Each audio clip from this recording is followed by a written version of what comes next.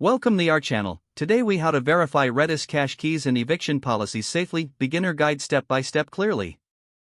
To verify Redis cache keys and eviction policies safely, begin by ensuring you have Redis installed and running on your machine. Open your terminal or command prompt. Connect to your Redis server using the command redis CLI. To check the existing keys in your cache, use the command keys*. This command will list all keys stored in the database. Keep in mind that using keys in a production environment can impact performance, as it scans through all keys. For a safer alternative, consider using scan, which iterates over keys incrementally. To view the current eviction policy, use the command config get max memory policy. This command will return the policy currently in use, which dictates how Redis handles memory when it reaches its limit. Ensure you understand the eviction policies available, such as volatile ru, akizaru, and no eviction.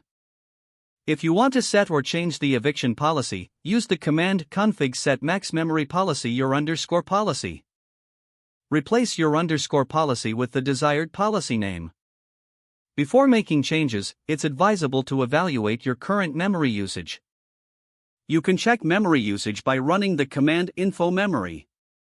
Monitor the output for details like used underscore memory and max memory.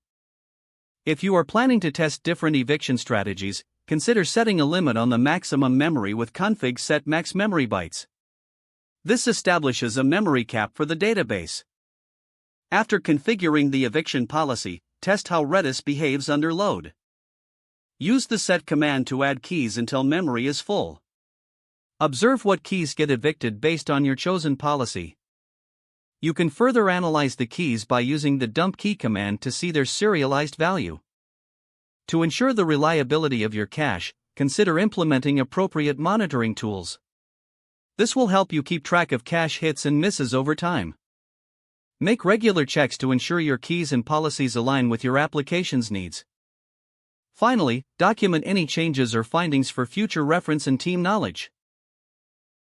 If the page does not load, refresh the browser or try again in a private or incognito window. Make sure you are using the correct email address, then retype it carefully to avoid small typos. If your password is not accepted, use the reset option and create a new strong password you can remember. Don't forget to like this video and subscribe to our channel for more step-by-step tech guides.